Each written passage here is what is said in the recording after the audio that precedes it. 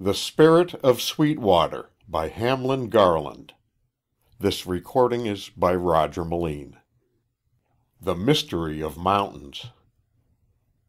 As the sun sinks and the canyons deepening in color add mystery to silence, then the lone traveler lying outstretched beneath the silent pines on some high range watches and listens in ecstasy of fear and timorous admiration. In the roar of the stream he catches the reminiscent echo of colossal cataracts. In the cry of the cliff bird he thinks he hears the eagle scream or yowl of far-off mountain lion. In the fall of a loose rock he fancies the menacing footfall of the grizzly bear. And in the black deeps of the lower canyon his dreaming eyes detect once more prodigious lines of buffalo crawling snake-wise athwart the stream, or files of Indian warriors winding downward to the distant plain where campfires gleam like stars.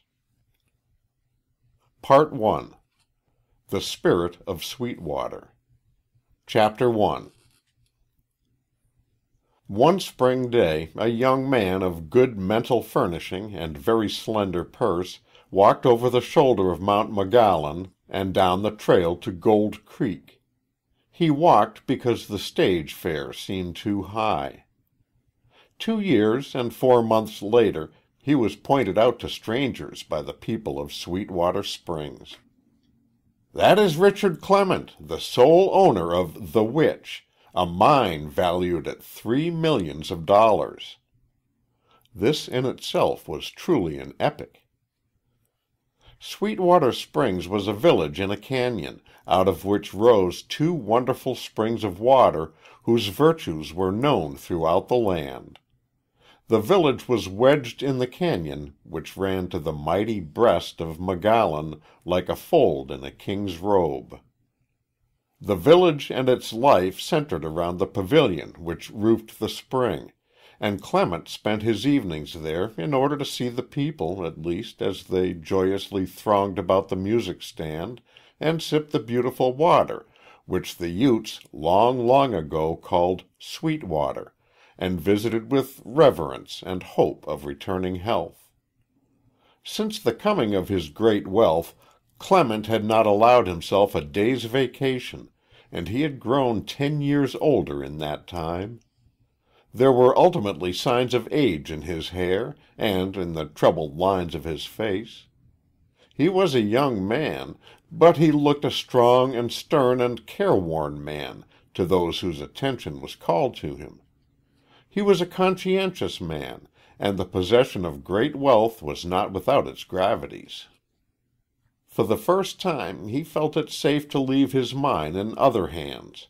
He had a longing to mix with his kind once more, and in his heart was the secret hope that somewhere among the women of the Springs he might find a girl to take to wife. He arranged his vacation for July, not because it was ever hot at the creek, but because he knew the Springs swarmed at that time with girls from the States. It would have troubled him had anyone put these ideas into words and accused him of really seeking a bride. He was a self-unconscious man naturally, and he hardly realized yet how widely his name had gone as the possessor of millions. He supposed himself an unnoticed atom as he stood at the spring on the second night of his stay in the village. Of a certainty, many did not know him, but they saw him, for he was a striking figure, a handsome figure, though that had never concerned him. He was, in fact, feeling his own insignificance. He was standing there in shadow, looking out somberly upon the streams of people as they came to take their evening draught at the wonderful water of the effervescing spring. The sun had gone behind the high peaks to the west, and a delicious dry coolness was in the canyon. It seemed to Clement to be a very fashionable and leisurely throng, so long had he been absent from people either modish or easeful. He felt himself to be hopelessly outside all this youth and brilliancy and merriment, and he looked upon it all with a certain wistfulness. He perceived at length that the strollers were not all of the same conditions. There were rough, brown cowboys from La Junta and Cajon, and miners in rough dress down from the gulches for a night, but mainly the promenaders appealed to him with elegance of dress and manner. Many of the ladies came without hats, which added to the charm of their eyes and hair. Some of them looked twice at the tall man with the big mustache and broad hat, who seemed to be watching for some tardy friend. As he studied them, his memory freshened, and he came to understand them better. He analyzed them into familiar types. This was a banker and his wife from some small town. The wife fussy and consequential, the husband coldly dignified. This group was composed of a doctor and his daughters. Behind them came a merchant from some Nebraska town, he rough of exterior, his children dainty of dress and very pretty. Occasionally a group of college-bred girls came up without escort, alert, self-helpful, and serene. They saw Clement at once, and studied him carefully as they drank their beauty cup at the circular bench before the spring. All good-looking men had interest to them. All classes came, a varied stream, yet they were Western, and of the well-to-do condition for the larger part. The deft boy swung the glasses of water on his tripartite dipper with ceaseless splash and clink. There was a pleasant murmur of talk in which an Eastern listener would have heard the R sound well defined. There were many couples seated about the pavilion on the benches and railings. It was all busy, yet tranquil. Each loiterer had fed, had taken his draught of healing water, and this was the hour of pleasant gossip and repose. Clement fell at last to analyzing the action of the boy who supplied the water at the pool. He slammed the glasses into the pool and set them on the bench with a click as regular as a pump. Occasionally, however, he was indifferent. With some of his customers he handled the glasses as if they contained nectar, thus indicating his generous patrons. Once he stopped and dipped the glass into the pool with his own hand, a doubtful action, and extended it with a bow to a young lady who said "Thank you" so sweetly that he blushed and stammered in reply. All this fixed Clement's attention, and as the young girl lifted the glass in her slim hand, he wondered how she had escaped his notice for a single moment. A woman at his side said sighfully, "There is that consumptive girl again. She hasn't long to stay." She was as pale, as fragile, and as lovely as the mountain columbine. Her face was thin, and her head shapely. But her eyes, they burned like rarest topaz, deep, dark, and sad. Clement shivered as he felt them fixed upon him, and yet he could not turn away as he should have done. He gazed at her with a sudden feeling which was not awe, nor compassion, nor love, but was all of these. He felt in his soul the subtlest sadness in all the world, the sadness of a strong man who looks upon a beautiful young girl who is dying. Extremest languor was in every movement. She was dressed in dark, soft garments, very simple and graceful in effect, and her bearing was that of one accustomed to willing service from others. Her smile was as sad as her eyes, which had in them the death shadow. Clement's action, the unwavering, self-forgetful intentness of his look, arrested her attention, and she returned his gaze for an instant, and then turned away and took the arm of an elderly gentleman who stood beside her. She moved slowly, as an invalid walks when for the first time she is permitted a short walk in the outdoor air, leaning heavily on her companion. The big miner roused himself and stood straight and tall, hesitating whether to follow or not. A sudden, singular pain in his heart, as if he were losing something very close to his life. He obeyed the impulse to follow, and moved down the path, just out of reach of observation, he fancied. As he made way through the crowd, he grew aware again of his heavy limbs, of his great height, of his swinging, useless hands. It had been so long since he had mingled with a holiday company, he appeared as self-conscious as a boy. Once the fair invalid turned and looked back, but she was too far away for him to discern the expression of her face. He was not possessed of self-esteem enough to believe she had turned to look for him. He followed them in their slow pace till they turned in at the doorway of the principal hotel of the village. They entered at the ladies' door, while he kept on to the main entrance and rotunda. There was no elevator in the house, and the invalid paused a moment before attempting the stairway. It was pitiful to see her effort to make light of it all to her companion, who was quite evidently her father. She smiled at him, even while she pressed one slim hand against her bosom. Clement longed to take her in his arms and carry her up the stairway. It seemed the thing most worth doing in all the world. But he could only lean against the desk and see them go slowly, stair by stair, out of sight. "Who are they?" he asked of the clerk, whom he detected also watching them with utmost the same breathless interest. "Chicago merchant, G.B. Ross. That's his daughter. She's pretty far gone. Consumption, I reckon. It looks tough to see a girl like that go off. You'd think now—" Clement did not remain to hear the clerk moralize further. He went immediately to his own hotel, paid his bill, and ordered his baggage sent to the other house. He wondered at himself for this overpowering interest in a sick girl, and at his plan to see her again. He reasoned that he would be able to see her at breakfast time, provided she came down to breakfast, and provided he hit upon the same hour of eating. He began to calculate upon the probable hour when she would come down. It was astounding how completely she occupied his thought already. He struck off up the cañon where no sound was, other than the roar of the wild little stream which seemed to lift its voice in wilder clamor as the night fell. Its presence helped him to think out his situation.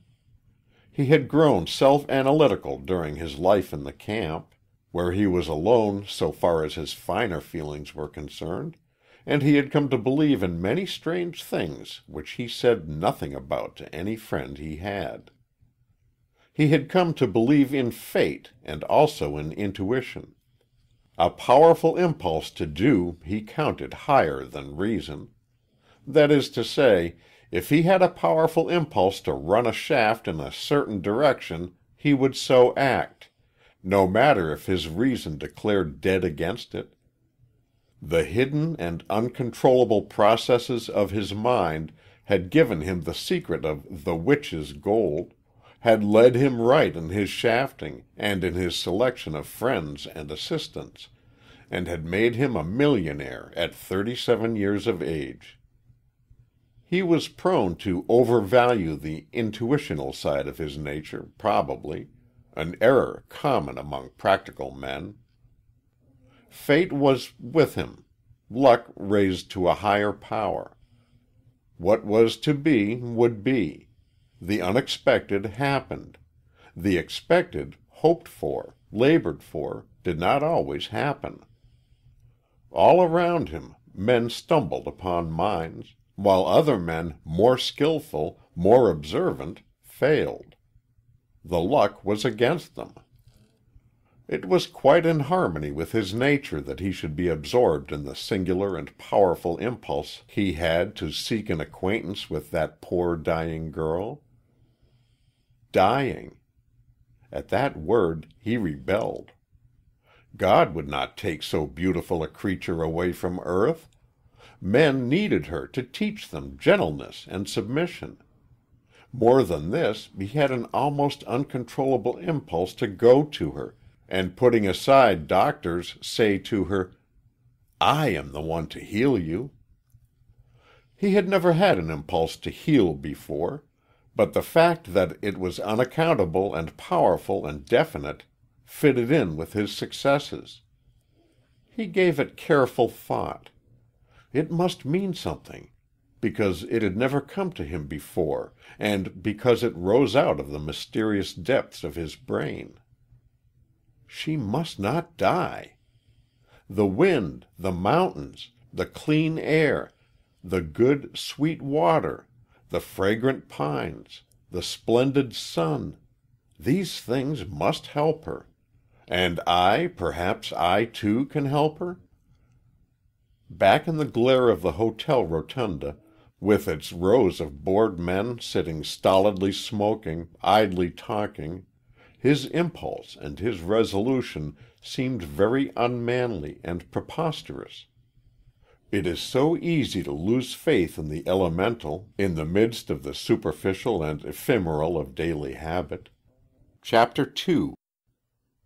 Clement was an early riser, and, notwithstanding his restless night, was astir at 6. The whole world had changed for him. It was no longer a question of ore and amalgams. It was a question of when he should see again that sad, slender woman with the hopeless smile. He had now a great fear that she would not be able to come down to breakfast at all, but as her coming was his only hope of seeing her, he clung to it.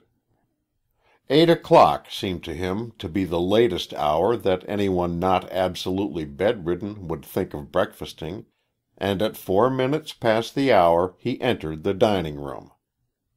The negro waiter tried to seat him near the door, but he pushed on down the hall toward a little group near one of the sunny windows, which he took to be the sick girl and her father, and so it proved. His seat at a table next to theirs brought her profile between him and the window, and the light around her head seemed to glorify her till she shone like a figure in a church window. She seemed not concerned with earth. He was more deeply moved than ever before in his life, but he concealed it. The only sign of emotion was in the tremor of his hands. He studied the sick girl as closely as he could without seeming to stare. She was even more lovely than he had thought. His eyes, accustomed only to rough women, found in her beauty that which was flower-like, seraphic. Her face was very thin, and her neck too slender to uphold the heavy masses of her brown hair. Her hands were only less expressive of suffering than her face. The father was as bluff and portly and irascible as she was patient and gentle. He bullied the waiter because he did not know how else to express his anxiety. "Waiter, this steak is burned. It's hard as sole leather. Take it back and bring me—" "Please don't, Father. The trouble is with me. I have no desire for food."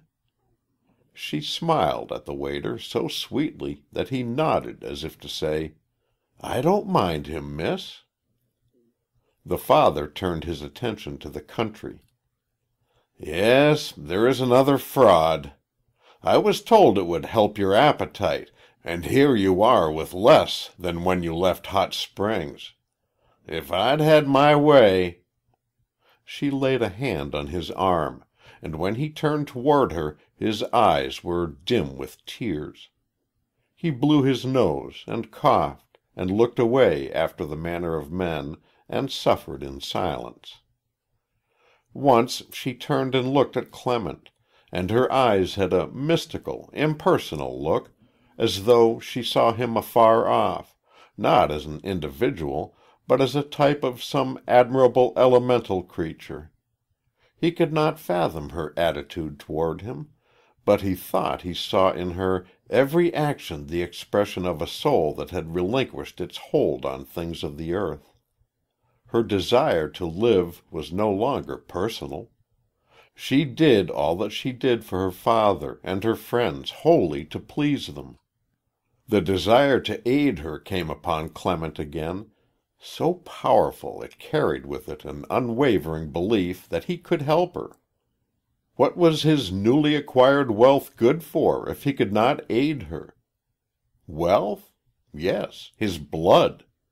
He looked at his great brown hand and at his big veins full of blood. Why should she die when he had so much life? Meanwhile, his common sense had not entirely fled him. He perceived that they were not poor, and he reflected that they had probably tried all climates and all the resources of medical science. Also that the father had quite as much red blood in his veins as any other man. And these considerations gave him thought as he watched them rise and go out upon the little veranda. Clement was not a markedly humble person under ordinary conditions. He had a fashion of pushing rather heedlessly straight to his purpose, which now was to speak to her, to meet her face to face, to touch her hand and to offer his aid. Naturally, he sought the father's acquaintance first. This was not difficult, for the waiters in the dining room had been pointing him out to the guests as Mr. Clement, the millionaire miner. The newspaper correspondents had made his name a familiar one to the whole United States as one of the sudden multimillionaires of Gold Creek.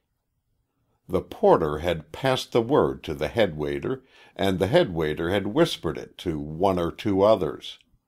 It was almost as exciting as having a presidential candidate enter the room. Clement was too new in his riches, however, to realize the extent of all this bustle about him. When he rose to go, one waiter removed his chair, another helped him lay his napkin down, a third brushed his coat, and the head usher kindly showed him where the door opened into the hallway. It was wonderful to Clement, but he laid it to the management of the hotel. There were limits to his insanity, and he did not follow the girl out on the veranda, but when Mr. Ross came down a few minutes later to get a cigar, Clement plucked the proprietor of the hotel by the arm. "Introduce me to Mr. Ross, won't you?" The landlord beamed. "Certainly, Mr. Clement." He took Mr. Ross by the lapel familiarly. "Ah, good morning, Mr. Ross. Mr. Ross, let me introduce my friend, Mr. Clement. Mr. Clement you may have heard of as the owner of The Witch and The Old Wisconsin." Mr. Ross shook hands. He was not exactly uncivil, but he was cool, very cool. "I have heard of Mr. Clement," he said. He softened a little as he got a good look at the powerful, clear-eyed young fellow. The landlord expanded like one who has accomplished a good deed. "I thought so. I thought so. Mr. Clement, let me say, is a square business man. Whatever he offers you is worth the price." He winked at Clement as he turned away. Clement began, "I beg your pardon, Mr. Ross, for taking this liberty, but I wanted to know you and took the first chance that offered. I have no mine to sell. I want to know you, that's all. I wanted to meet somebody outside the mining interest. I saw you and your daughter at the pavilion last night. She seems to be not very strong." He hesitated in his attempt to describe his impression of her. The father's theme was touched upon now. "No, poor girl, she is in bad condition, but I think she's better. The air seems not to have made her worse, at any rate. I haven't much faith in climate, but I believe she has improved since we left Kansas City and began to rise." He had a marvelous listener in Clement, and they consumed 3 cigars apiece while he told of the doctors he had tried and of the different kinds of air and water they had sought. His eyes were wet and his voice was tremulous. "The fact is, Mr. Clement, she don't seem to care about living. That's what scares me. She's just as sweet and lovely as an angel. She responds to any suggestion. Very well, Papa, but I can see she does it for me. She herself has lost all hope. It ain't even that. She has lost care about it. She is indifferent. She is going away from me just because I can't rouse her." He frankly broke down and stopped, and Clement felt his throat swell too tight for speech at the moment. They sat for a time in silence. At last Clement said, "Mr. Ross, you don't know me except as a lucky man, but I have a favor to ask. It is to meet your daughter." There was something very winning in the young man's voice and manner, and Mr. Ross could see no objection to it, and it might interest Elise to meet this man who had stumbled upon a gold mine. "Very well, suppose we go up now," he said, almost without hesitation. The girl was alone, seated in an easy-chair in the sun, her head only in shadow. The father spoke in a low and very tender voice. "Elise, I want to present Mr. Clement. Mr. Clement, my daughter, Elise." The impossible had come to pass. As Clement bent down and took her hand and looked into her eyes, his heart seemed to stop death still for a few seconds. Then something new and inexplicable took possession of him, and he stood before her calm and clear-eyed. "Don't move," he commanded. "I will draw a chair near you." Mr. Ross said they had been having a long talk, and she listened, smiling the while that hopeless smile. Then the father rose and said, "Where is Aunt Sarah? I want to go down to the telegraph office." The girl spoke in the quiet, tranquil voice of one to whom such things have no importance. "I don't know, Papa. A moment ago she was saying something to me, and now she is gone. That is all I know. Never mind, she'll be here in a moment." "I'll be back in 10 minutes." "I am all right, Papa. If I need anything, Mr. Clement can call Aunt." There was a pause after Mr. Ross went. Then she added in the same gentle, emotionless way, "Poor Papa! He is a martyr to me. He thinks he must sit by me always. I think he fears I may die while he is gone." Clement leaned forward till his eyes were on a level with those of the girl, and his voice was very calm and penetrating as he said, "What can I do for you, Miss Ross? I have the profoundest conviction that I can do you good." A startled look came into the big brown eyes. She looked at him as a babe might, striving to comprehend.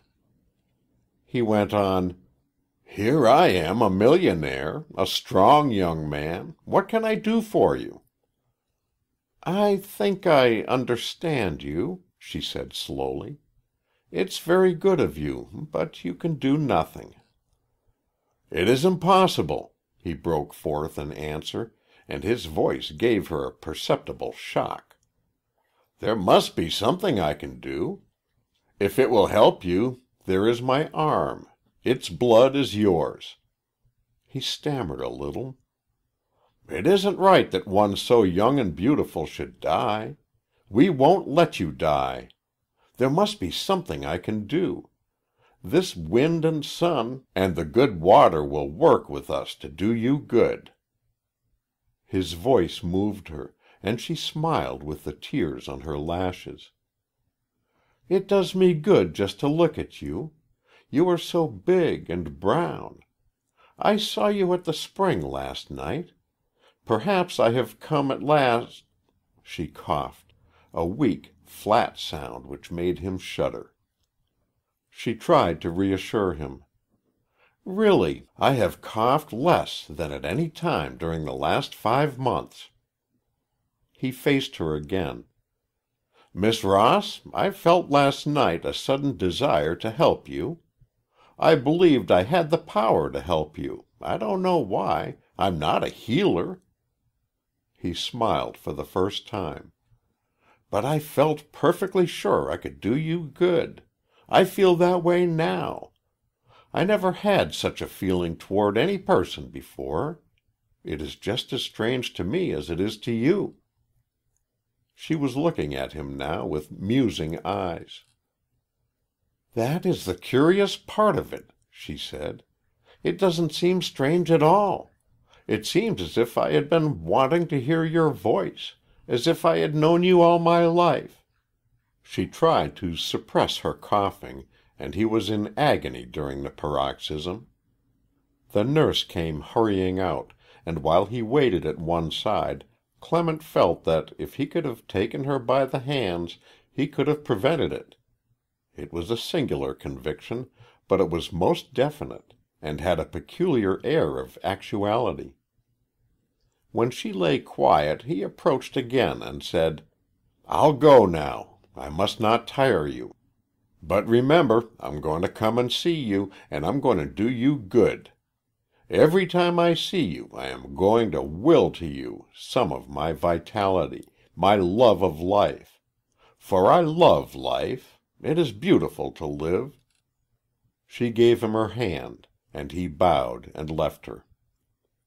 She lay quietly after he went away and smiled, a little wan smile, which made her pallor the more pitiful. It was all so romantic and wonderful, this big man's coming. He was so unspoiled and so direct of manner. She had the hope he would come again, and it seemed not impossible that he might help her. His voice was so stirring, and his hand so big and strong. Yet she was beyond the reach of even the conjectures of passion. She had come to a certain exterior resignation to her fate. The world had lost its poignant interest. It was now a pageant upon which she was looking for the last time, yet she was too tired, too indifferent to lift her hand to stay it in its course, even had it been within her power. At times, however, she rebelled at her fate. There were hours, even yet, when she lay alone in her bed hearing her father's regular stertorous breathing, till a great wave of longing to live swept upon her, and she was forced to turn her face to her pillow to stifle her mingled coughing and sobbing. "Oh, Father, let me live. I want to live like other women. Oh, dear Father, grant me a little life." These waves of passionate rebellion left her weaker, sadder, more indifferent than ever, and as coldly pallid, almost as if death had already claimed her. On the night following Clement's talk with her, she fell asleep while musing upon one's mind's influence upon another. Perhaps if she could only believe she might be helped. Perhaps he was sent to help her. It had been long since such a personality had stood before her. Indeed, no such man had ever touched her hand or looked into her eyes. He came down out of the mountain heights with the elemental vigor of wind and sun and soil about him like an aura. A man of great natural refinement, he had grown strong and simple and masterful in his close contact with nature. The clay that might have brutalized another nature had made him a mystic. There was something mysterious in his eyes, in the clasp of his hand. The world was all inexplicable to her anyhow. Perhaps God had sent him to help her, just as he sends healing water down from the mountain peaks. In thinking these things she fell asleep, and it seemed at once that she was well again, and that she was dressing for a walk.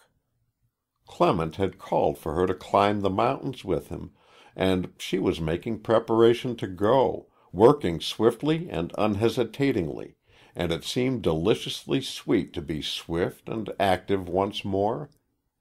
She had put on a short walking skirt and leggings, and was nearly ready. She stood before the glass to put on her cap, and as she saw how round and pink her cheeks were, she hardly recognized herself. She seemed to hear his impatient feet outside in the veranda, and she smiled to think how typical it all was of husbands and wives, and at that thought her face grew pinker, and she turned away. She didn't want her own eyes to see how she flushed. But suddenly all warmth, all flushing, left her. She turned cold with a familiar creep and weakness. She could not proceed. Her glove was half on, but her strength was not sufficient to pull it further. She could not lift her feet. His steady, strong tramp up and down the veranda continued, but she was in the grasp of her old enemy. A terrible fear and an agony of desire seized her. She wanted to go out into the bright sunlight with him, but she could neither move nor whisper. All her resolution, her hope fell away, and her heart was heavy and cold. It was all over.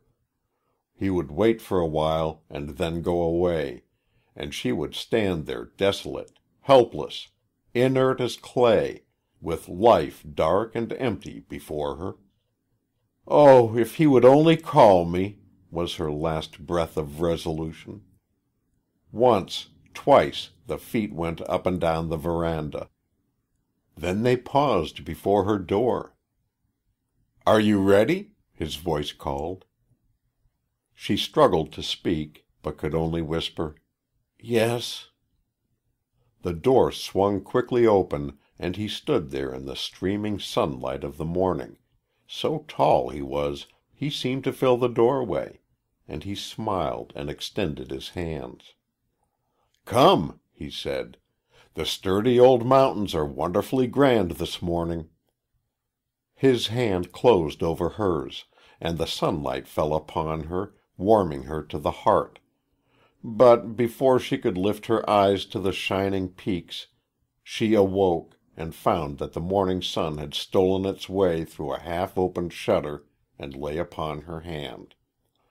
At first she was ready to weep with sadness and despair, but as she thought upon it, she came to see in the dream a good omen.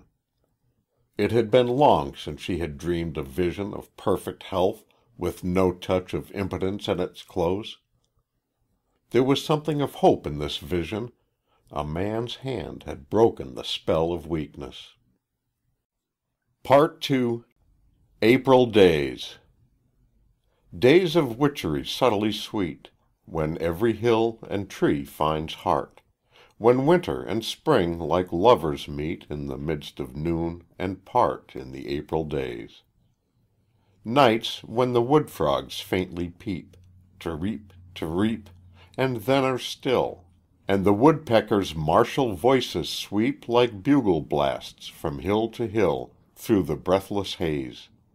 Days when the soil is warm with rain, and through the wood the shy wind steals, rich with the pine and the poplar smell, and the joyous soul like a dancer reels through the broadening days. From Prairie Songs. Chapter 1.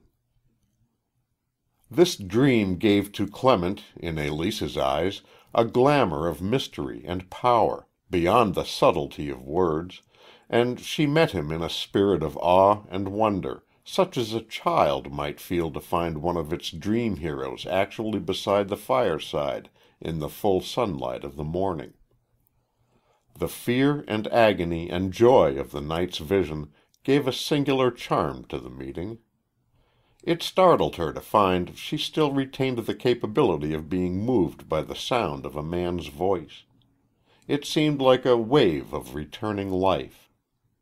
Her heart quickened as she saw him enter the dining room and look around for her, and when his eyes fell upon her a light filled his face which was akin to the morning.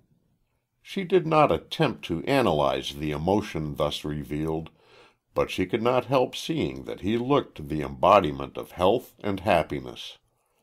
He wore a suit of light brown corduroy with laced miner's boots, and they became him very well. He smiled down at her as he drew near. "You are better this morning, I can see that." It was exactly as if he knew of her dream, and that the walk had been actual, and a flush of pink crept into her face. So faint it was no one noticed it, while it seemed to her that her cheeks were scarlet. What magic was this which made her flush, she whom death had claimed as his own? Mr. Ross invited Clement to sit with them, as she hoped he would. Clement had indeed intended to force the invitation. "I'm going for a gallop this morning," he said in explanation of his dress. "I wish you could go too," he added, addressing Elise. Mr. Ross introduced him to the elderly woman. "Mr. Clement, let me present you to my sister, Miss Ross." Miss Ross was plump like her brother, and a handsome woman, but irritable like him.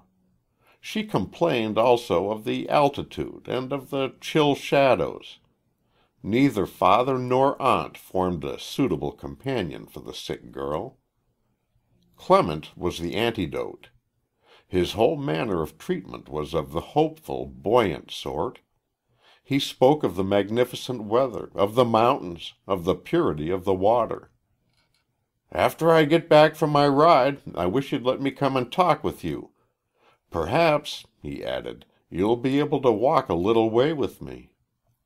He made the breakfast almost cheerful by his presence, and went away, saying, "I'll be back by 10 o'clock, and I shall expect to find you ready for a walk."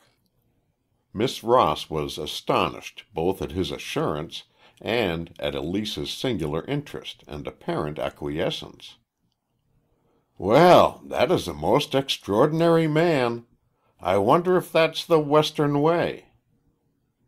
"I wish we were able to do as he says," the girl said quietly.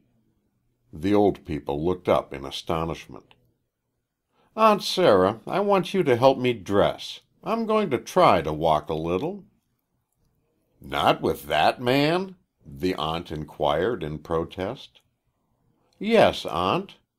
Her voice was vibrant with fixed purpose.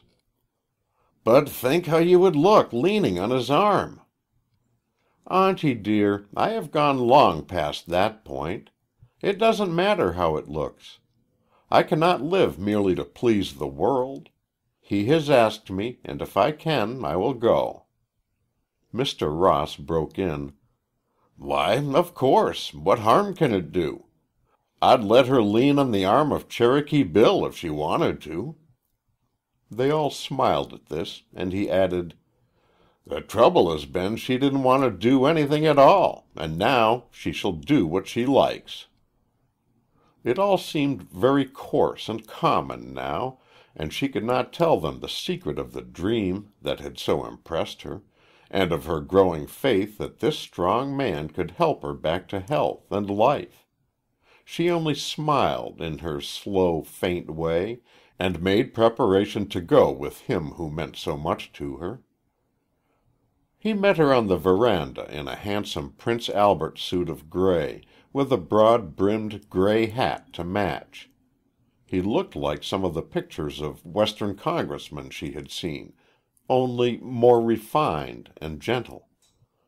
He wore his coat unbuttoned, and it had the effect of draping his tall, erect frame, and the hat suited well with the large lines of his nose and chin. It seemed to her she had never seen a more striking and picturesque figure.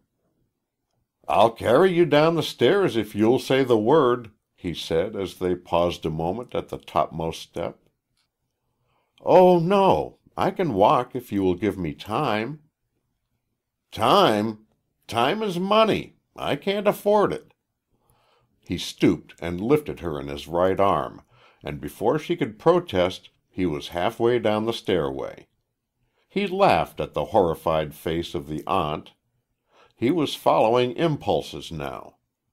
As they walked side by side slowly, she, not without considerable effort, up toward the spring, he said abruptly, but tenderly, "You must think you're better. That's half the battle. See that stream? Some day I'm going to show you where it starts. Do you know, if you drink of that water up at its source, above timberline, it will cure you?" She saw his intent, and said, "I'm afraid I'll be cured before I get to the spring." "I'm going to make it my aim in life to see you drink at that pool." His directness and simplicity stimulated her like some medieval elixir. He made her forget her pain. They did not talk much until they were seated on one of the benches near the fountain. "Sit in the sun," he commanded. "Don't be afraid of the sun. You hear people talk about the sun's rays breeding disease. The sun never does that. It gives life. Beware of the shadow," he added, and she knew he meant her mental indifference. They had a long talk on the bench. He told her of his family, of himself. "You see," he said, "Father had only a small business, though he managed to educate me, and, later, my brother. But when he died, it had less value, for I couldn't hold the trade he had, and times were harder. I kept Brother at college during his last 2 years, and when he came out, I gave the business to him and got out. He was about to marry, and the business wouldn't support us both. I was always inclined to adventure anyway. Gold Creek was in everybody's mouth, so I came here. Oh, that was a wonderful time. The walk across the mountains was like a story to me. I liked the newness of everything in the camp. It was glorious to hear the hammers ringing and see the new pine buildings going up, and the tent and shanties. It was rough here then, but I had little to do with that. I staked out my claim and went to digging. I knew very little about mining, but they were striking it all around me, so I kept on.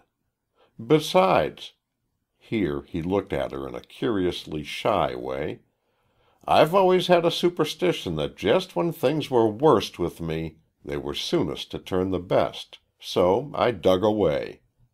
My tunnel went into the hill on a slight upraise, and I could do the work alone. You see, I had so little money I didn't want to waste a cent. But it all went at last for powder and the sharpening of picks, and for assaying, till one morning in August I found myself without money and without food." He paused there, and his face grew dark with remembered despair, and she shuddered. "It must be terrible to be without food and money." "No one knows what it means till he experiences it. I worked all day without food. It seemed as if I must strike it then. Besides, I took a sort of morbid pleasure in abusing myself, as if I were to blame. I had been living on canned beans and flapjacks and coffee without milk or sugar, and I was weak and sick. But it all had to end. About 4 o'clock I dropped my pick and staggered out to the light. It was impossible to do anything more." There were tears in her eyes now, for his voice unconsciously took on the anguish of that despair. "I sat there, looking out toward the mountains and down on the camp. The blasts were booming from all hills. The men were going home with their dinner pails flashing red in the setting sun's light. It was terrible to think of them going home to supper. It seemed impossible that I should be sitting there starving, and the grass so green, the sunset so beautiful. I can see it all now as it looked then, the old Sangre de Cristo range. It was like a wall of glistening marble that night. Well, I sat there till my hunger gnawed me into action. Then I staggered down the trail. I saw how foolish I had been to go on day after day, hoping until the last cent was gone. I hadn't money enough to pay the extra postage on a letter which was at the office. The clerk gave me the letter and paid the shortage himself. The letter was from my sister, telling me how peaceful and plentiful life was at home, and it made me crazy. She asked me how many nuggets I had found. You can judge how that hurt me. I reeled down the street, for I must eat or die. I knew that. "Oh, how horrible," the girl said softly. There was one eating house at which I always took my supper. It was kept by an Irish woman, a big, hearty woman whose husband was a prospector, or had been. Biddy Kelly's was famous for its home cooking. I went by the door twice, for I couldn't bring myself to go in and ask for a meal. You don't know how hard that is. It's very queer. If a man has money, he can ask for credit or a meal, but if he is broke, he'll starve first. I could see Biddy waiting on the tables. The smell that came out was the most delicious, yet tantalizing, odor of beef stew. It made me faint with hunger. His voice grew weak and his throat dry as he spoke. When I did enter, Dan looked up and said respectfully, "Good evening, Mr. Clement," and I felt so ashamed of my errand I turned to run. Everything whirled then, and when I got my bearings again, Dan had me on one arm and Biddy was holding a bowl of soup to my lips. The girl sighed. "Oh, she was good, wasn't she?" "They fed me, for they could see I was starving, and I told them about the mine, and, well, some way I got them to grubstake me that night." "What is that?" "That is, they agreed to furnish me food and money for tools and share in profits. Dan went to work with me, and do you know, it ended in ruining them both. We organized a company called the Biddy Mining Company. I was president, and Dan was vice president, and Biddy was treasurer. Biddy kept us going by her eating house, but eventually we wanted machinery, and we mortgaged the eating house, and the money went into that hole in the ground. But I knew we would succeed. I could hear voices call me, 'Come, come.' Whenever I was alone, I could hear them plainly." His eyes, turned upon her, were full of mystery. "I have always felt the stir of life around me in the dark, and there in that mine, after we struck the spring of water, I thought I heard voices all the time in the plash of the water. I suppose it seemed like insanity, for I ruined Dan and Biddy without mercy. I couldn't stop. I was sure if we could only hold out a little while we would reach it. But we didn't. Biddy had to go to work as a cook, and Dan and I went out to try to borrow some money. I couldn't bear to let in somebody else after all the heat and toil Dan and Biddy and I had endured, but it had to be done. We took in a fellow from Iowa by the name of Eldred and went to work again. One day, after our blast, I was the first to enter, and the moment that I saw the heap of rock, I knew we had opened the vein. My wildest dreams were realized. "And then your troubles ended," the girl said tenderly. "No, for now a strange thing happened. The assayer tried our ore again and again and found it very rich, but when we shipped to the mills we got almost no returns. We tried every process, but the gold seemed to slip away from us. Finally I took a carload and went with it to see what was the matter.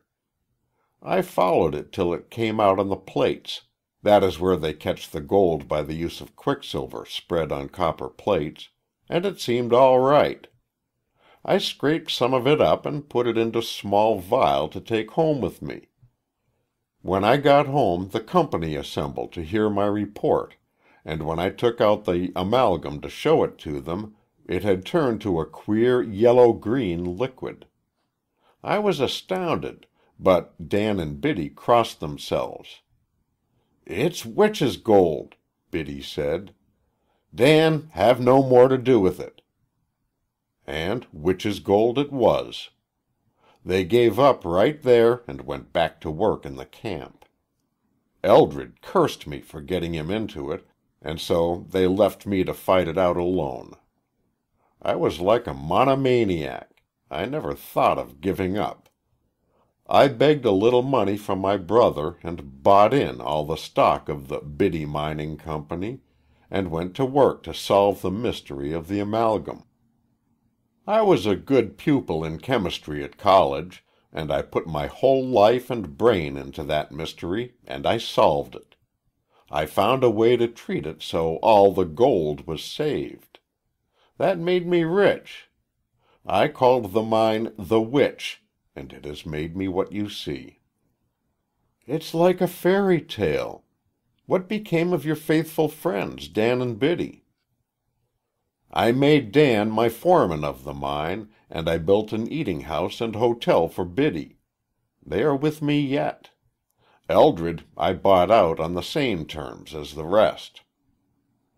He had a sudden sensation of heat in his face as he passed the chasm between the withdrawal of Dan and Biddy from the firm and his solution of the amalgam. He did not care to dwell upon that, because Eldred had sued him to recover his stock, claiming that it was bought in under false pretenses. Neither did he care to enter into the stormy time which followed the sudden leap of the witch from a haunted hole in the ground to a cave of diamonds. He hurried on to the end while she listened in absorbed interest like a child to a wonder story. She sighed in the world-old manner of women and said, "And I have done nothing worth telling. I ruined my health by careless living at school, and here I am, a cucumber of the earth." Some men would have hastened to be complimentary, but Clement remained silent. He was trying to understand her mood that he might meet it in a helpful way. "But if I am permitted to live, I shall be different. I will do something." "First of all, get well," he said, and his words had the force of a command. "Give me your hand." She complied, and he took it in a firm clasp. "Now I want you to promise me you'll turn your mind from darkness to the light, from the canyons to the peaks, that you will determine to live. Do you promise?" "I promise." "Very well. I shall see that you keep that promise." Chapter 2. It was rather curious to see that as she grew in strength, Clement lost in assertiveness, in his feeling of command. He began to comprehend that with returning health the girl was not altogether pitiable. She had culture, social position, and wealth. The distinction of this readily acquired millions grew to be a very poor possession in his own mind. In fact, he came at last to such self-confessed utter poverty of mind and body that he wondered at her continued toleration. He ceased to plead any special worthiness on his own part, and began to throw himself on her mercy. As the time came on when she no longer needed his arm for support, he found it hard to offer it as an act of gallantry. In fact, in that small act was typified the change which he came ultimately to assume. At first she had seemed to him like an angelic child. Death's shadows had made him bold. But now he could not deceive himself.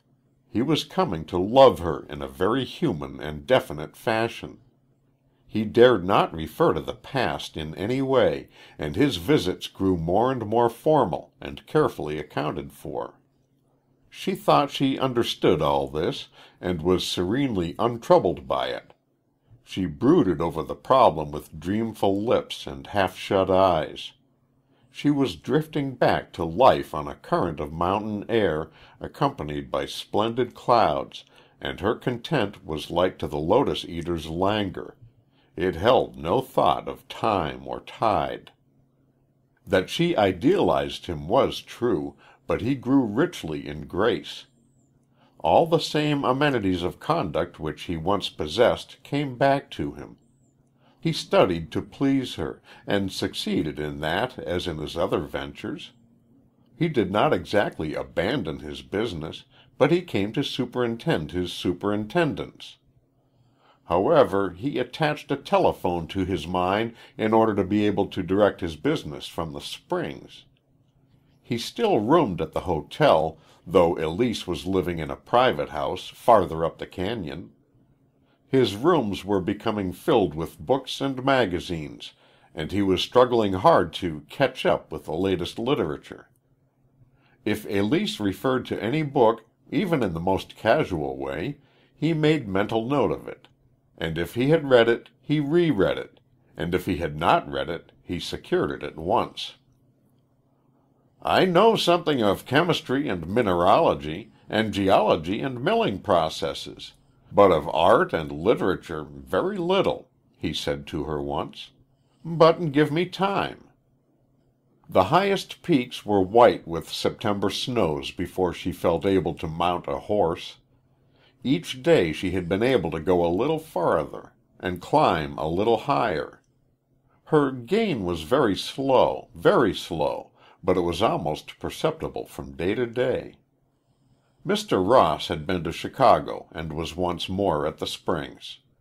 He had brought a couple of nieces, very lively young creatures, who annoyed Clement exceedingly by their impertinence. At least, that is what he called their excessive interest in his affairs. Without the cooperation of Elise, he would have found little chance to see her alone, but she had a quiet way of letting them know when she found them a burden, which they respected. One day he said to her, "Have you forgotten what I said to you about the spring up there?" "No, I have not forgotten. Do you think I can go now? Am I really well enough to go?" "The time has come." "What would the doctor say?" "The doctor? Do you still heed what he says?" "Must I walk?" "Yes, to have the water heal you.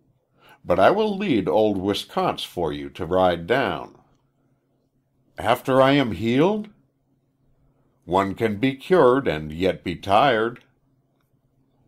They set off in such spirits as children have, old Wisconsin leading soberly behind. Clement was obliged to check the girl.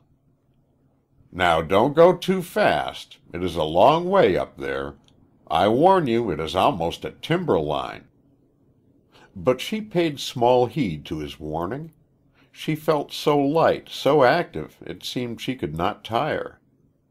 For a time they followed the wide road which climbed steadily, but at last he stopped. "Now here we strike the trail," he said. "You must go ahead, for I am to lead the horse." "Not far ahead," she exclaimed, a little bit alarmed. "Only 2 steps." He was a little amused at her. "Just so I will not tread on your heels." "You needn't laugh. I know they hunt bears up here." They climbed for some time in comparative silence.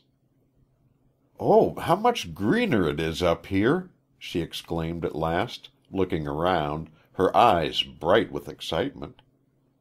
He smiled indulgently. "You tourists think you know Colorado when you've crossed it once on the railway. This is the Colorado which you seldom see." She was in rapture over the glory of color, the waving grasses of smooth hillsides, and the radiant dapple of light and shadow beneath the groves of vivid yellow aspens. The cactus and Spanish dagger and the ever-present sagebrush of the lower levels had disappeared. Crowsfoots and blue-joint grasses swung in the wind. The bright flame of the painted cup and the purple of the asters still lighted up the aisles of the pines in sheltered places. "There are many more in August," he explained. "The frost has swept them all away." "Is this our stream?" she asked. "Yes, we cross it many times." "How small it is." "Are you tired?" "Not at all." He came close to her to listen to her breathing. "You must not do too much. If you find yourself out of breath, stop and ride." "I want to be cured." He laughed. "By the way you lead up this trail, I don't think you need medicine. I never finish wondering whether you are the same girl I met first." She flashed a glance back at him. "I'm not. I'm another person." "That shows what 3 months of this climate will do." "Climate did not do it." "What did?" "You did." She kept marching steadily forward, her head held very straight indeed. "I wish you would wait a moment," he pleaded. "I am very thirsty. I want to reach the spring." "But, dear girl, you can't keep this up." "Can't I? Watch me and see." She seemed possessed of some miraculous staff, for she mounted the steep trail as lightly as a fawn. Clement was in agony of apprehension lest she should overdo and fall fainting in the path. This ecstasy of activity was most dangerously persistent. It was past noon when they came out of the aspens and pines into the little smooth slope of meadow which lay between the low peaks which were already crusted with snow. In the midst of the orange and purple and red of the grasses lay a deep, dark pool of water, as beautiful as her eyes, it seemed to him. "Here is the spring," Clement called to the girl. "I knew it," she said. "Wait," he called again. "I must drink with you." He hastened up and dipped a cup into the water and handed it to her. "Now drink confusion to disease." "Confusion," she drank. "Oh, isn't it sweet? I never knew before how good water was. But here, drink. You are dying of thirst, too." She handed him the cup. "I want to drink to some purpose also," he said, and there was no need of further words, but he went on, his full heart giving eloquence to his lips. "I want to pledge my life to your service, my life and all I am." She grew a little pale. This intensity of emotion awed her, as the majestic in nature affects great souls. "I don't think you ought. I don't think I am quite worthy." "Let me be the judge of that." He spoke quickly and almost sharply. "Shall I drink?" She had walked on while Clement was speaking, and stood leaning against the browsing horse. After a little hesitation, she answered, "If you are thirsty." The words were light, but he understood her. He drank, and then came straight toward her. She shrank from him in sudden timidity, and said a little hurriedly, "Help me into the saddle. I shall need to ride back." Part 3. Westward Vista. The half-sunk sun burns through the dusty crimson sky. Streamers of gold and green soar in radiating splendor, like the spokes of God's unmeasurable chariot wheels, half hid and vanishing. Around me is coolness, rightness, and repose. The smell of gathered grain and fruits, and the musky breath of melons fills the air. The very dust is fruity, and the click of locusts' wings is like the close of gates upon great stores of wheat. The gathered barley bleaches in shock.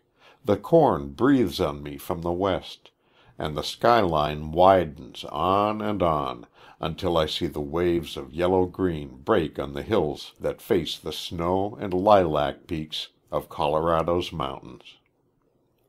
Chapter 1. At first, Clement's happiness had no further base of uneasiness than the lover's fear of loss.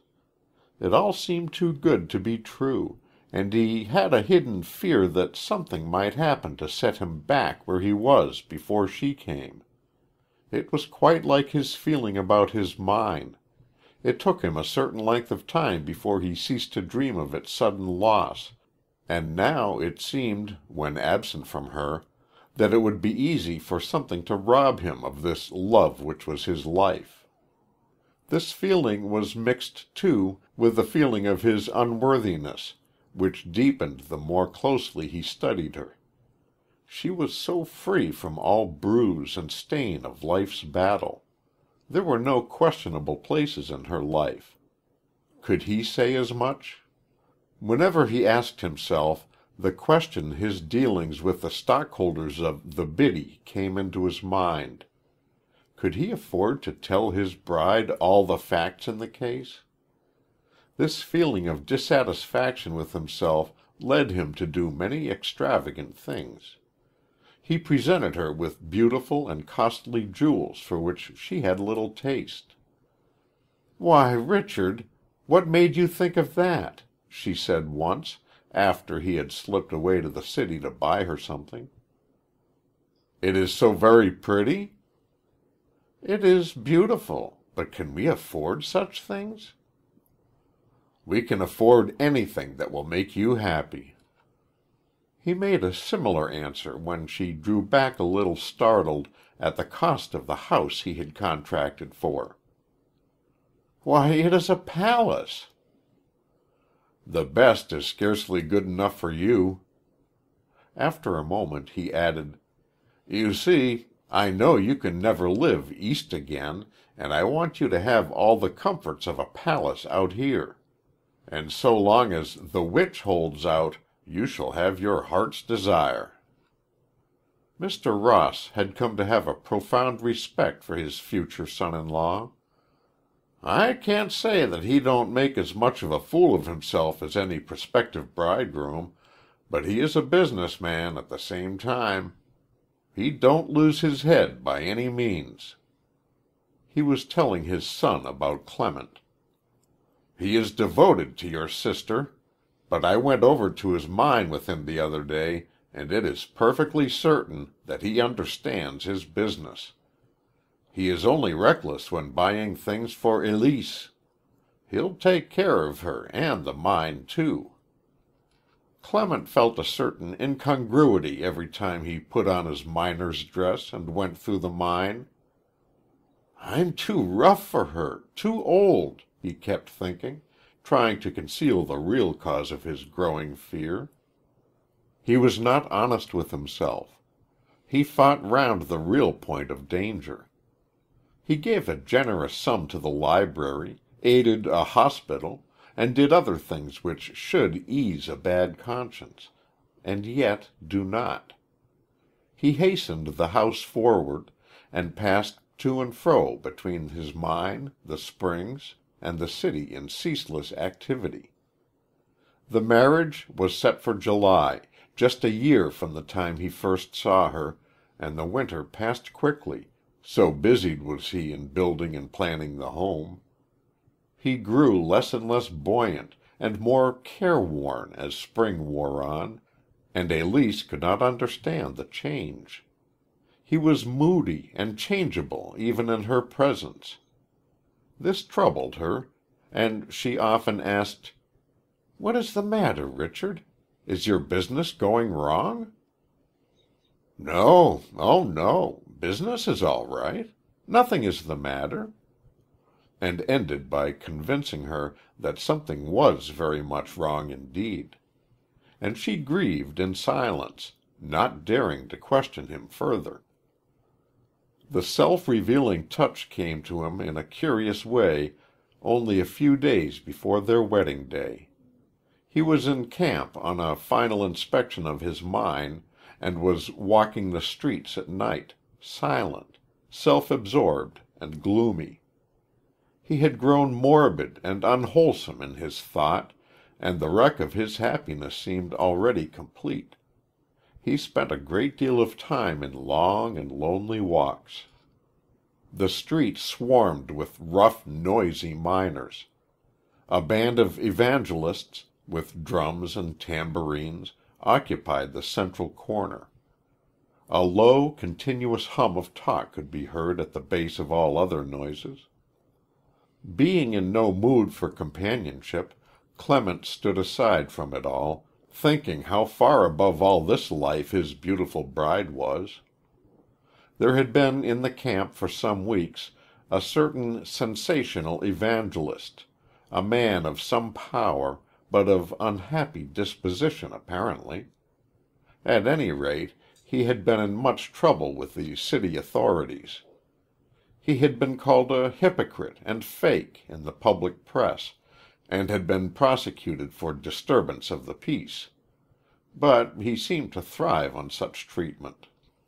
Clement had paid very little attention to the man and his troubles, but as he looked down the street at the crowd around the speakers on the corner, it occurred to him to wonder if they were the fighting evangelists. He was about to move that way when he observed near him in the dark middle of the street a man and a woman. "This will do as well as anywhere," the man said, putting down a small box. He wore a broad cowboy hat and a long coat which hung unbuttoned down his powerful figure. The woman was tall and slender and neatly dressed in gray. Clement understood that these were the persecuted ones. The man mounted the box, and in a powerful but not very musical voice began to sing a hymn full of cowboy slang. His singing had a quality not usual in street singers, and a crowd quickly gathered about him. His song was long and not without a rude poetry. He began his address at last by issuing a defiance to his enemies. This would mean little in an Eastern village, perhaps, but in a mining camp, even a degenerate mining camp, it might mean a great deal. Life or death, in fact. "Now, gentlemen, I want to say something as a preface in order to know just where we stand. Some citizens of the town have vilified me in private and in the public press, over an assumed name, however. It wouldn't be healthy for any man to do it openly. The man is a liar, but I don't care about myself.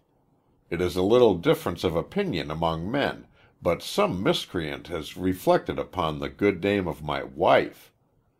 Now let me say that the man that says my wife is not a lady and a woman of the highest character insults the mother of my children and will answer to me for every word he utters." A little thrill of interest and awe ran through the crowd. The man's voice meant battle, and battle to the hilt of the bowie. It was so easy to prove a mark for desperate men, but there was no fear in the attitude of the speaker. He had come up through a wild life, and knew his audience, his accuser, and himself. His voice took a sudden change. It grew tender and reverent. "I am here to preach the gospel of Christ and Him crucified. I may not do it in the best way always, but I do it as well as I know how." Here his tone grew severely earnest and savage again, as he added, "But I shall defend the honor of my wife with my life." His voice and pose were magnificent, lion-like. His manner changed again with dramatic suddenness. He took the whole street into his confidence. "I love my wife, gentlemen. She has borne 3 children to me. She is a good woman. A mighty sight smarter and better than I am, but she can't defend herself against sneaks and reptilious liars.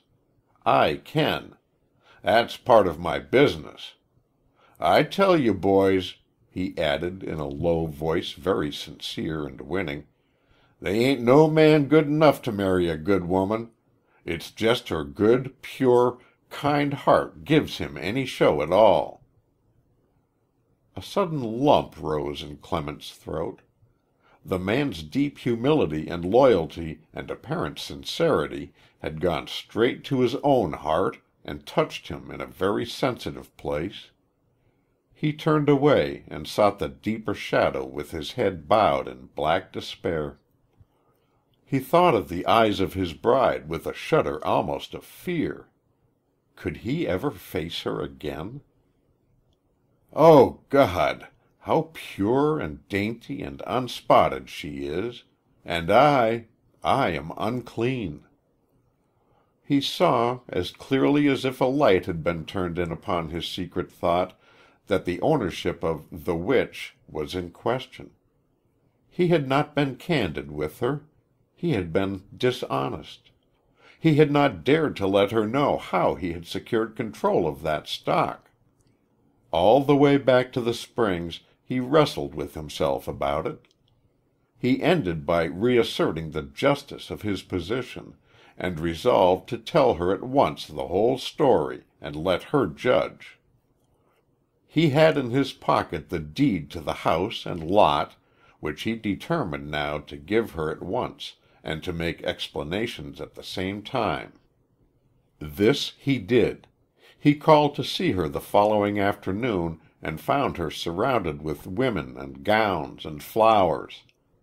The women fled when he approached, but the gowns and flowers remained, and there was talk upon them till at last, in sheer desperation, Clement said, "Elise, here is something that I want to give you now.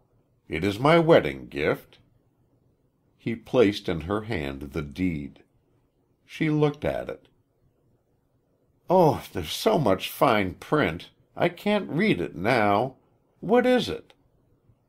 "It is the deed to the new home." Her eyes misted with quick emotion. "How good you are to me, Richard." "No, it's precaution," he replied as lightly as he could. "We will have a home always if you don't lose it in some wild speculation." She put her arms about his neck, an infrequent caress with her. "How rich we are! God is good to us. And is it not good to think that our wealth does not come from anybody's misery? It comes out of the earth like a spring, like the spring that made me well." As he looked down into her face, it seemed lit from within by some heavenly light, and her voice made his head grow dizzy. He could not tell her his story then. He sat down and listened to her talk. She wanted to know what troubled him, and he was forced to lie. "Oh, nothing. I'm a little worried about a new piece of machinery." This gave him a thought. "I must be away this evening. I can't take dinner with you." She was not one of those who worry with expostulations or complainings. She had a mind of her own, and she granted the same decision to others.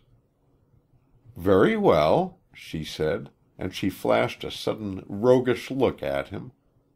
"Don't forget to breakfast with me." He had the grace to return her smile as he said, "Oh, I'll not forget. I've charged my mind with it." His going was like a flight. His inner cry was this: "My God, I am absolutely unworthy of her. I am big, coarse, and dishonest, unfit to touch her hand." His gloomy face and bent head was a subject of joke for the acquaintances he met on the street. "Saddle Susanna," he called sharply to his Mexican hostler. He had made up his mind to radical measures. As he sat in his room with his face buried in his hands shutting out the light of the splendid sunset, he saw her as she sat among her soft silks and dainty flowers. Her lovely eyes and the exquisite texture of her skin grew more and more wonderful to him. The touch of his lips to hers came to seem an act of pollution, almost of envenoming, as he brooded on his unworthiness. He wrote a note to her on the impulse of the moment. The missive read: "I am not fit to see you, to touch you. I am going away across the divide to make restitution for a great wrong I have done. If I do not, I can never face you again. When I see you again, I will be an honest man, or if you think me worthy of forgiveness, I will see you and ask it tomorrow. Richard." He added, as a postscript, "I am well. I am not crazy, but I am not an honest man. I can't kiss you again till I am." Upon reading this note, he saw it would frighten her, and keep her in agony of suspense.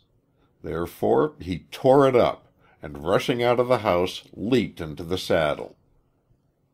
The spirited little bronco was fresh and mettlesome, and went off in a series of sheep-like bounds which her rider seemed not to notice. He drew rein at the telegraph office, and there sent 3 telegrams. They were all alike. "Meet me at the office at midnight. Important." As he turned Susanna's head up the trail, the mountains stood deep purple silhouettes against the cloudlessness of the sky. The wind blew from the heights cool and fragrant, and the little horse set nostril to it as if she anticipated and welcomed the hard ride. The way lay over forbidding mountain passes 10,000 feet above the sea, and her rider was a heavy man. But Susanna was of bronco strain, with a blooded sire, which makes the hardiest and swiftest mountain horse in the world. Clement's mind cleared as he began the ascent, cleared but did not rest. Over and over the problem came, each time clearer and more difficult. He must, that night, give away $135,000. Terrible ordeal. $90,000 to go to an old Irishman and his wife, both ignorant, careless. What would they do with it? It might drive them crazy. As they now lived, they were comfortable. He had made Dan superintendent of the mine, and he had rebuilt the eating house for Biddy. Could they take care of the big fortune he was about to give them? Ought he not to give them a few thousands, such sum as they could comprehend and take care of? Would it not be better for them?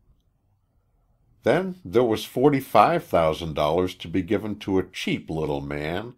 That was the hardest of all, for he had come to hate the sight of the sleek black head of Arthur Eldred. Yes, but he had saved the day. He had put $600 when every dollar was a ducat. True, but the reward was too great. $100,000 for 600. Oh, this was familiar ground. He had gone over it in a sort of subconscious way 100 times, each time apparently the final one. It had been quite settled when this slender little woman first lifted her face to him, and now nothing was settled. It was very still and cold. There was no steam to sing up through the pines, and no wind in the pines to answer should the stream call. Nothing seemed to be stirring save the pensive man and his faithful pony. Reaching the upper levels, he spurred on at a gallop, finding some relief in the pounding action of the saddle and in the rush of air past his ears. The moon was late, but when it came, seemed to help him, lightening his mood as it lightened the trail. The big ledges and lowering lesser peaks lifted into the dark sky weirdly translucent, and their upper edges seemed smooth and graceful as the rims of bubbles. Solid rock seemed melted and transfused with light and air. It was all miraculously beautiful, and the sore-hearted man lifted his eyes to the heights, seeing the face of a girl in every moonlit rock and in every wayside pool. As he entered the office, he found them all waiting for him. Dan and Biddy in their best dress, and Eldred with a supercilious half-grin, half-scowl on his face. Clement nodded at him, but said hello to Dan and good evening to Biddy. Conley, his trusted, discreet cashier, was at his desk, and the office was dimly lit with a single electric bulb. Dan and Biddy greeted him cautiously, for Eldred had filled their simple souls with suspicion. "He wants to compromise. He's afraid of our suit against him." As a matter of fact, Dan would never put $1 into the plan for a suit, and it had never gone beyond Eldred's talk, and yet he had made them suspicious. Dan was forced to confess that Clement was becoming an aristocrat, and Biddy acknowledged that he seldom darkened her during these days. They had always felt his superiority and refinement, and they rose as he entered. He wasted no time in preliminaries. "Sit down," he said imperiously, and his face, when he turned to the light, was knotted with trouble. He sat for a moment with bent head, while he strengthened his heart to a bitter and humiliating task. He began abruptly, "Dan, you remember the time I brought the amalgam home in a vial and it had turned green?" "I do, yes." "You remember that you gave it up right then?" "I did. I said it's witch's gold." "Sure such as it looked like that day," said Biddy. "All the same, the thing which scared you put a happy thought into my head, and I felt then I could solve it." He lifted his head and looked around defiantly. "In short, when I bought your stock in at 10 cents on the dollar, I knew it was worth par, for I had solved the process." There was a silence very awesome following the defiant ring of the voice. Eldred was the first to comprehend what it meant. His eyes glittered like those of an awakened rat. "Do you mean that? If that's true, you robbed us, you thief. Robbed us cold and clean." He sprang up. "I knew you'd do something." "Sit down," interrupted Clement harshly. "I'm not going to have any words with you. If I had seen fit not to tell you of this, how much would you have known of it? Sit down and keep your tongue between your teeth." He turned to Dan, and his voice was softer. "Dan, when I was hungry, you took me in and fed me. For that I've given you a good position. Is that debt paid?" "Sure, Clement, me boy. It was only a soup of potatoes and bacon, anyway." "Biddy, I turned over $2,000 to you and rebuilt your eating house. You thought that paid the debt I owed you?" Biddy was slower to answer. "For all the grub and the likes of that, indeed, yes, Mr. Clement. But sure we were partners." Clement interrupted. "I know. I'm coming to that. Now, answer me. If it hadn't been for me, wouldn't you have thrown up the sponge long before you did?" The silence of the little group answered him.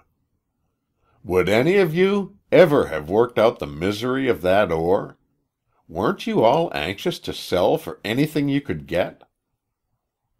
They were all silent as before. "I made the mine worth money. I discovered the secret. It was my invention. I paid you 4 times what you had put into it. The mine was worthless until I invented a process for saving the gold. I claimed it as an invention like any man claims a patent right.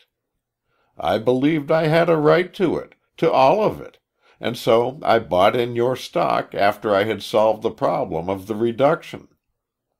I say I believed I was right. Tonight, I believe I was wrong. It don't matter how I came to the conclusion, but I've changed my mind.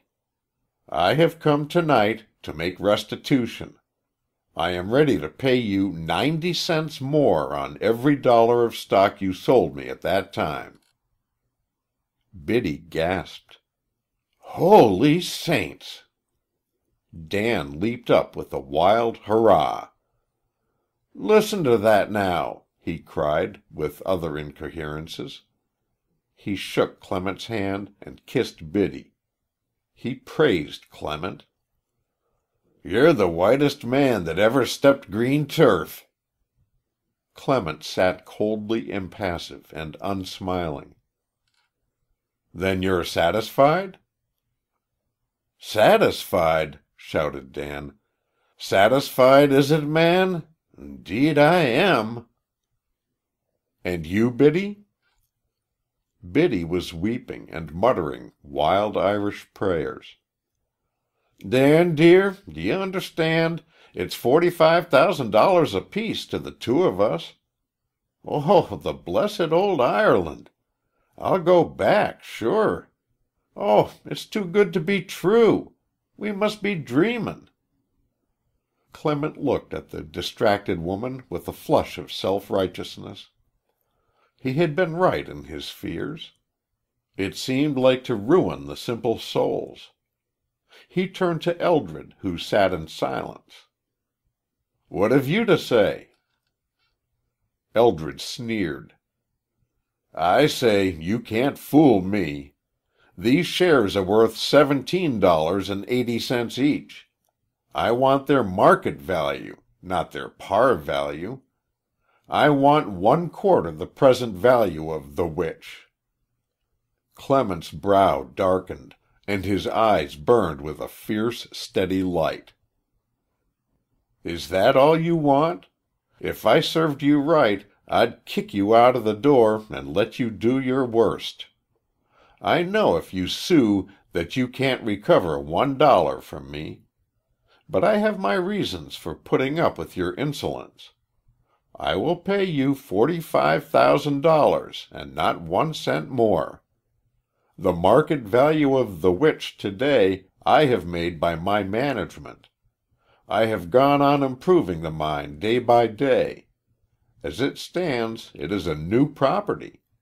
You were a quarter owner in the Biddy.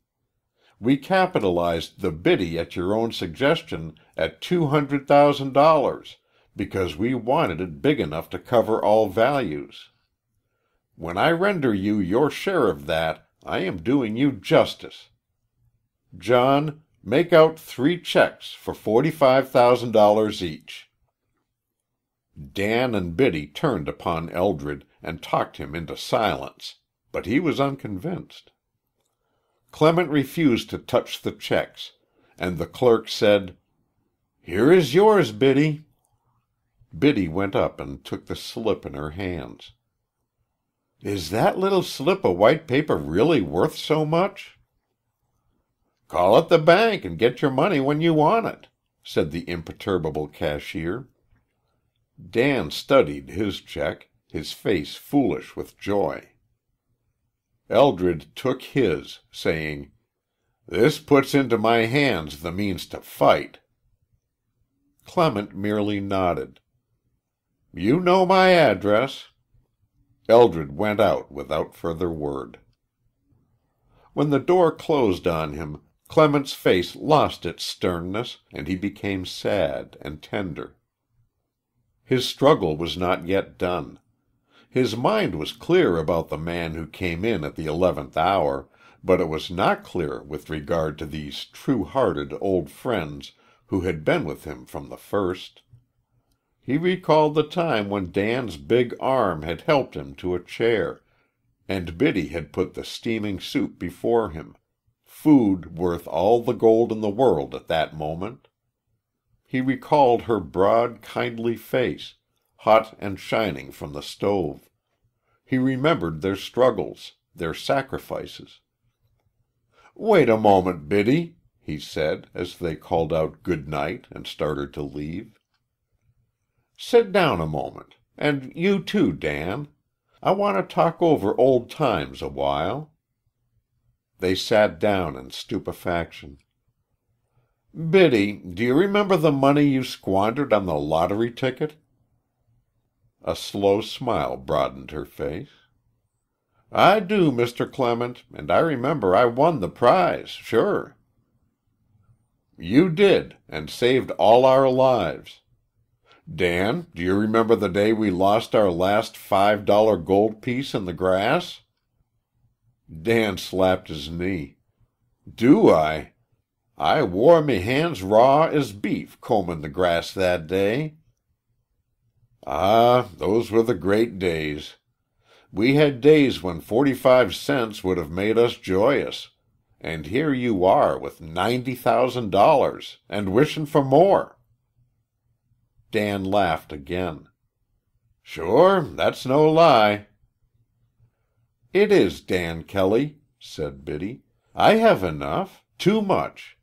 My heart misgives me now. I'm afraid of it, sure.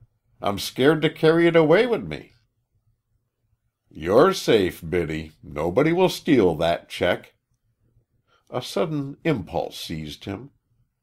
"Dan, you believed in me in those days. Give me that check." Dan slowly handed to him the check. Clement took it and turned. "Biddy, you fed me when I was starving, and you pawned everything you had to grubstake me. Give me your check." She handed it to him without hesitation. He tore them all into small pieces. "Dan, you are a mining boss, and I make you both quarter owners in the witch with all I have, and share alike, as we did when we hadn't a dime. Now, hurrah for the witch." Nobody shouted but the cashier. Dan sat in a stupor, and Biddy was weeping, with one arm flung around Dan's neck. Dan was turning his hat around on his fingers and staring at Clement's face for some solution to the situation. It was beyond his imagination. Clement did not speak again for some moments. When he did, his voice was husky and tremulous with emotion. "You notice I say quarter interest.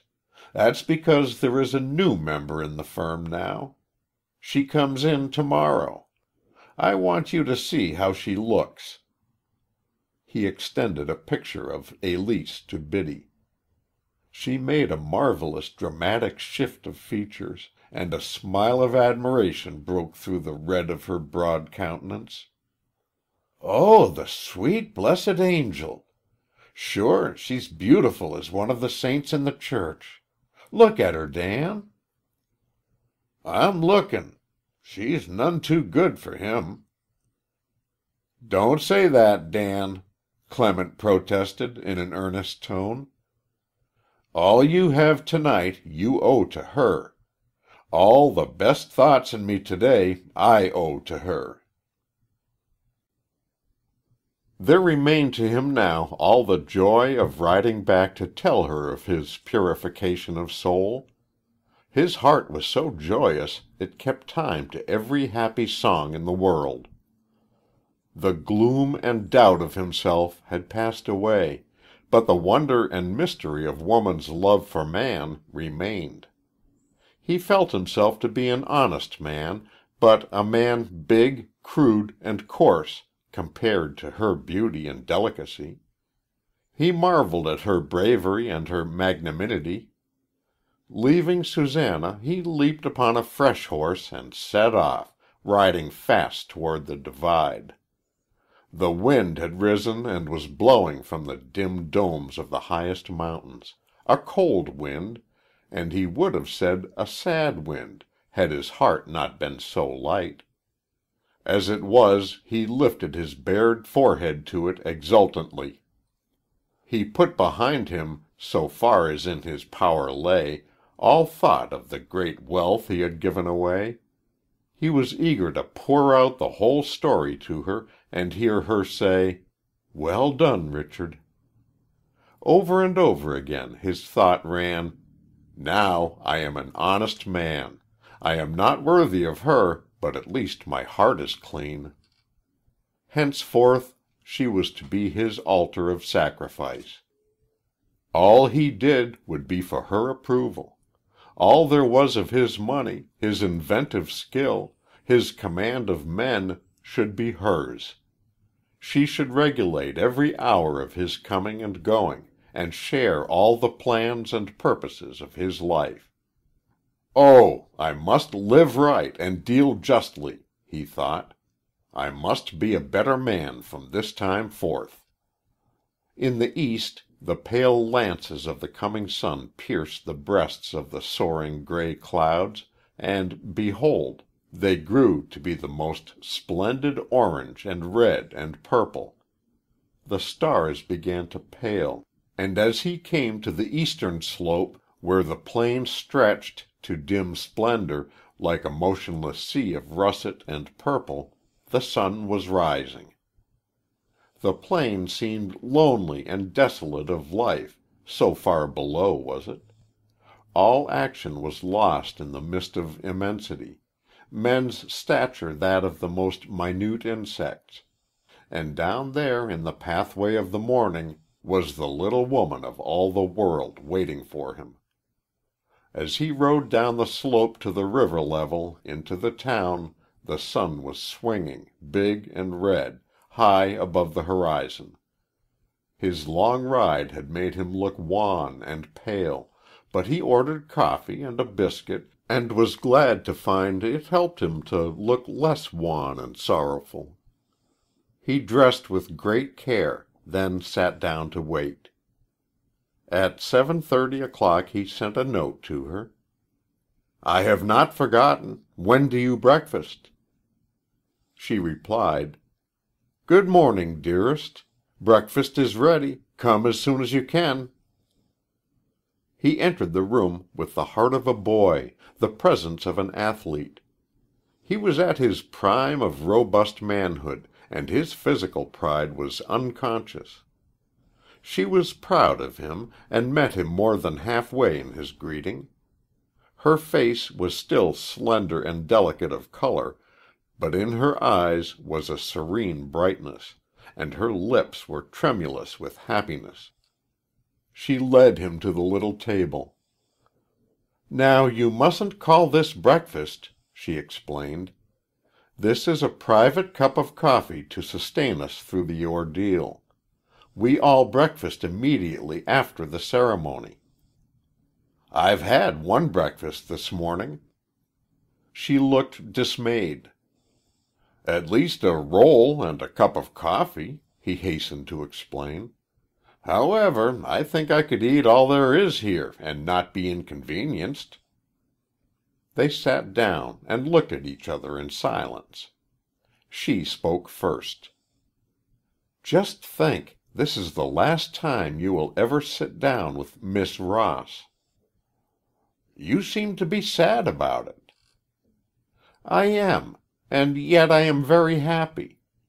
I don't suppose you men can understand, but a woman wants to marry the man she loves, and yet she is sad at leaving girlhood behind. Now, let me see, you take 2 lumps, don't you? I must not forget that. It makes the waiter stare when a wife can't remember how many lumps of sugar her husband takes." He felt his courage oozing away, and so began abruptly, "Elise, I have a story to tell, and a confession to make to you." She looked a little startled. "That sounds ominous, Richard, like the villain in the play, only he makes his confession after marriage." He was very sober indeed now. That's the reason I make mine now. I want you to know just what I am before you marry me." She leaned her chin on her clasped hands and looked at him. "Tell me about it." He did. He began at the beginning, and while it would not be true to say he did not spare himself, he told the story as it actually happened. He concealed no essential. "I rode there and back last night simply because I couldn't kiss you again until I had made myself an honest man." She reached out and clutched the hand which lay on the table near her, a sudden, convulsive embrace. "Last night?" "Yes. I've been to the camp since I left you last night. I couldn't stand with you there before all our friends till I could say I had no other man's money in my pockets." She took his hand in both of her own and bent her head and touched her cheek to his fingers. She was very deeply moved. And he, though his voice choked, faltered through: "I gave it all back, dear. I mean I gave over to Biddy and Dan their full share. They are equal owners with you and me in The Witch. I tried to withhold some of it. It was hard to give it all back. But I did it because I believed you would approve of it. And now, if you will let me, I can call you my wife with a clear conscience." For answer she rose and came to his side, and put her arms about his neck and laid a kiss on his upturned face. Words were of no avail. In his heart the man was still afraid of one so good and loving. The End. End of The Spirit of Sweetwater by Hamlin Garland.